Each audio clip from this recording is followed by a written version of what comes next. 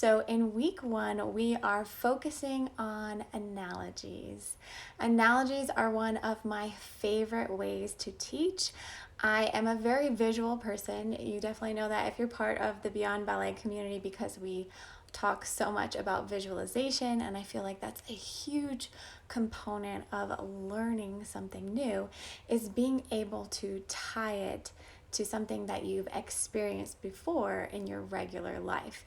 So just like we use visualization, hey guys, hi Lottie, how are you? Just like we use visualization in our brain and separately from class, I love using visual word pictures. So to me, that's what analogies and metaphors are. And it's a big way that I teach ballet. Hey, so good to see you live. I didn't think you would make it live. So this week, I want you to be focusing as you take class on just really tuning into the analogies and metaphors and word pictures that your teachers use. And that is your homework to be writing in your ballet journals. So now, last year when I did this, I set up the lives to go right after my class. A lot has happened since last year, am I right? I will be completely honest and say I have not found my groove in taking ballet class at home yet. I was all set to take a class in studio last night, but that ended up not happening. It was an interesting experience. So I haven't taken class yet in 2021, so I'm really excited to hear from you guys and hear about your classes and hear about what analogies and metaphors your teachers are using. I have a whole list here from yesterday's post. You guys gave some really great analogies. I always say it's really funny as a teacher. I use analogies all the time, right? I'm always trying to come up with new ways to help my students make that connection between what I'm trying to communicate that they should be feeling. And a lot of times they're super impromptu. So sometimes I come up with an analogy and I'm like, wow, yeah, that was good. That was a really good analogy. And then other times I'll say an analogy and I'll be like, ooh, yeah, that doesn't make any sense. Or that is so strange. So it's always interesting to kind of listen to how teachers explain things and then write it down in your journal so you can come back to it later and try to dissect, what were they saying with that one? Right? So some of the ones that you guys wrote yesterday was Sylvia talked about having a village under your arches so you're not rolling forward, right? I've used that one a ton. I've heard people say, you have a ladybug under your arch or like a mouse under your arch so that you're not rolling over and squishing it. Carrie said en dehors out the door. That one's a classic. I just used that one when I made my YouTube video on the difference between en dehors and en dedans.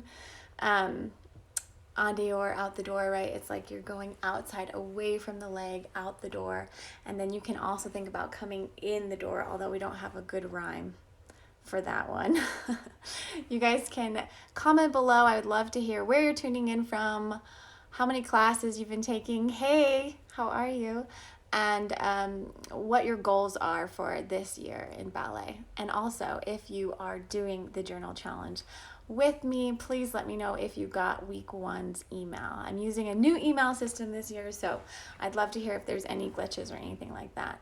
Some other analogies that you shared. Jane, I loved this one that Jane Arthur said. She said, her teacher said, think of like a soft closing kitchen drawer for closing to fifth. I really love that because that's like that slow, controlled closing.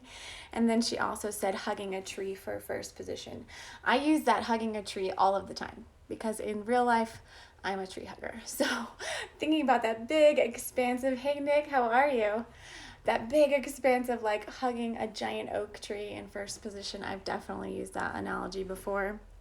Taya said a triple stuffed Oreo for thinking of the length through the ribs. I think that's a really interesting one. That might be one of those ones where I write it down and I have to come back to it later and be like, yeah. But I can see they're talking about the expansion through the ribs, right? The stacking up. I've been talking a lot about the ribs in all of the classes that I teach lately because I've been trying to get people to feel that feeling of lifting the last rib, each rib off of the last rib, right? So I've used the analogy before of like a slinky, right? So you're like trying to pull the slinky parts apart. Allie said, think about squeezing a penny between your butt cheeks. And somebody else said that their teacher said a golf ball, which I don't know if I've ever heard that one before. But I had a Russian teacher who told me to imagine keeping a piece of paper between your thighs. Hey, Sophie. I actually don't give those analogies. I got a lot of those analogies. I think we've all gotten some kind of analogy about squeezing your butt together. And now we're learning that that's actually not what we want to do, right? Because when we squeeze and clench the glutes, we're limiting our access to our turnout, essentially. So analogy that I've been giving lately to help people unwire that squeezing of the glutes and get more of a relaxed drop in the back so that they can access those deep rotators is to think about your sit bones, right? Your sit bones, your butt bones. Think about having like strings dangling with a weight at the bottom. So that, actually, I should have thought about giving myself some space. So that is going to help you drop them straight down rather than squeezing them under, right? You just want to have that drop and not a tuck, which is what happens when we clench a penny or a golf ball or paper in between our butt cheeks. Okay, what else do we have? Leave me any analogies you think of in the comments below. Tell me what you're writing in your journals. Alex said her teacher or his teacher said to think about kicking the nose of an X in the grand mama. So violent, right? This is what I'm talking about. I think sometimes teachers just say things in the moment, and then I've definitely been there so many times where it makes sense in my head, and then as I'm saying it, I'm like, that analogy was a little bit off. So for grandmama, an analogy that I use quite often is to think about like if you were holding scissors and you're holding the handles of the scissors and you're opening them with equal energy, because often when we're doing grandmama, people put so much effort into that working leg. They want to get that height, so they push that working leg out, and then the supporting leg buckles or bends, or it pulls you off of your hip. So if you think about equal energy, you're pushing energy into the ground at the same time that you're grombatmaing that leg. That helps to really get that expansion. Rose says make a half circle when your arms are in second position. Yes, I've used before with kids. Like we were talking about the tree hugging for first. I've also used like a beach ball, and it's like you blow it to a giant beach ball for second position, and then you squeeze it up into a tiny one for fifth position.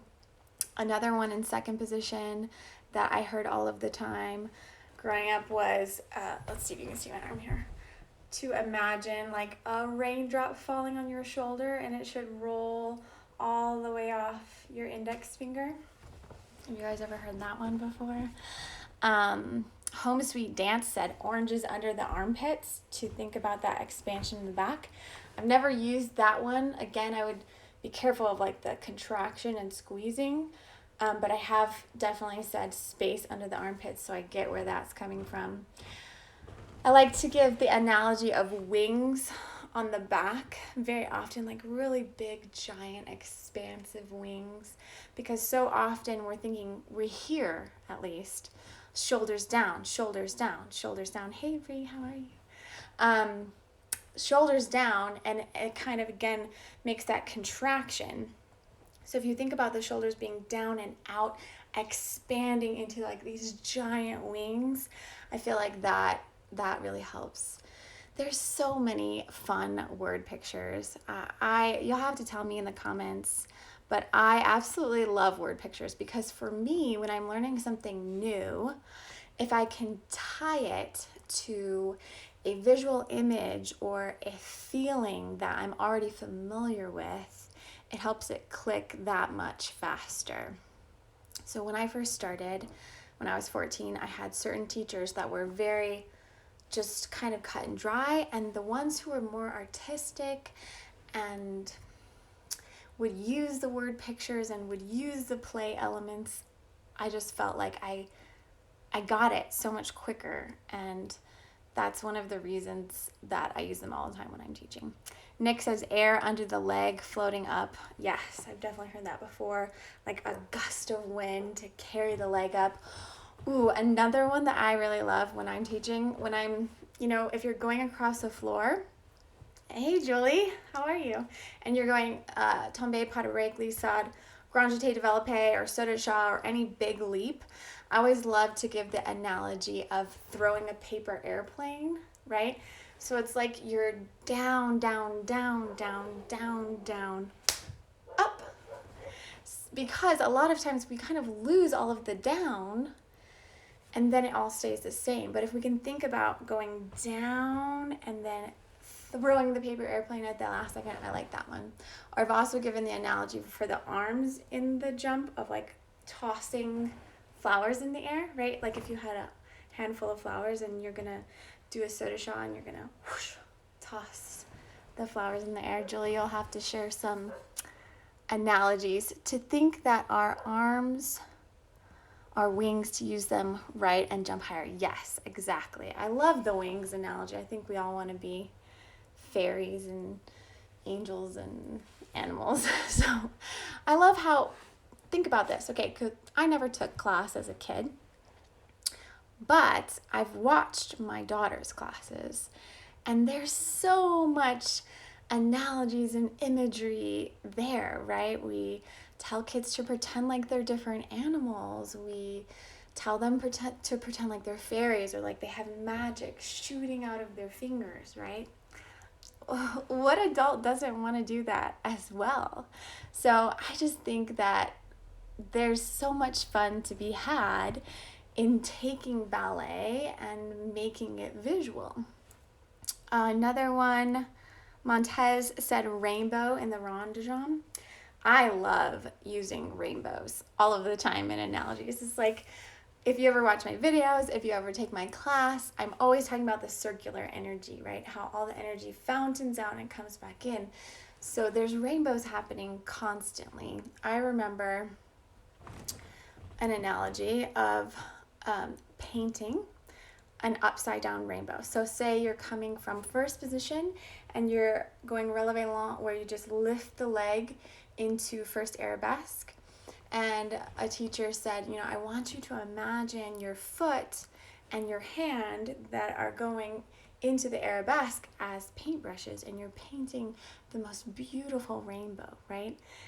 That just makes it come alive, right? It turns it from going first position to arabesque to this beautiful journey with all of the colors and the way that your hand brushes the air. It's just so fun. I love it. I do love paintbrushes with the hands, or imagining that you're playing with water with the hands, right? So for ballet hands, there's a lot of softness, but there's also like a little bit of drag in the fingers, right? And so I'll give this even as an exercise to some of my students.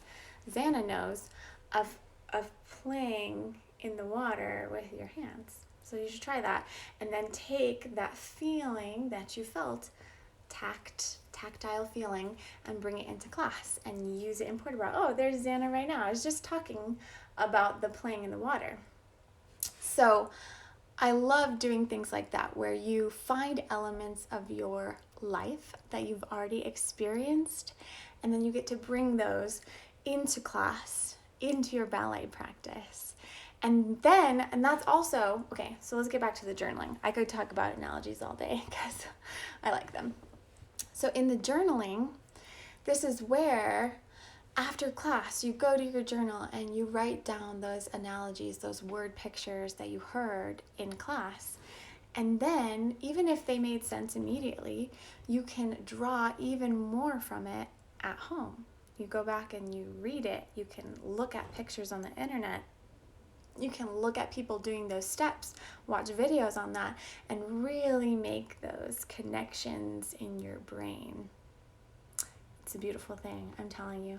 I'm so excited for all of you who are committing to ballet journaling this January with me. I think you'll really discover there's so much to be had there. And I think journaling is one of those things, I can definitely relate to this, where we know it's good. We're like, yes, that makes sense. I want to do that. And then we just don't do it. So having this challenge, having these lives, having where I want you to talk to me, I want you to respond to me and tell me what you're writing in your journals. I will help keep you accountable. Nick, who did the Ballet Journal Challenge last year, then journaled on for, what was it, like 45 weeks or something without stopping.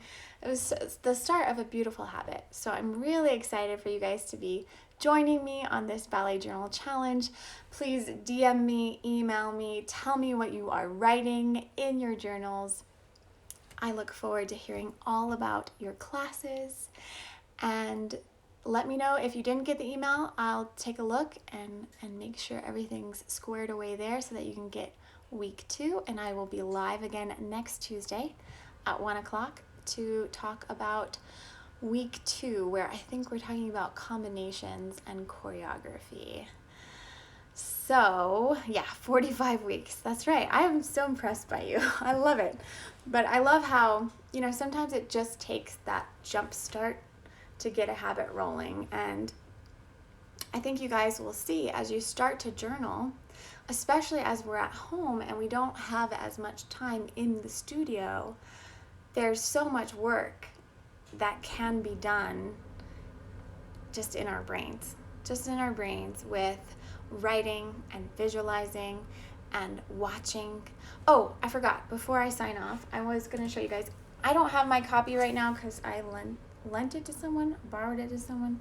Grammar's not my expertise. A book that I always recommend is Dance Imagery for Technique and Performance by Eric Franklin. It's a fantastic book. And one of the things that I love about it, why I recommend it so often, is because he has pictures that he's drawn of dancers with the imagery built into the drawing. So I was just going to show it. Let's see if you can even see that. Can you see that?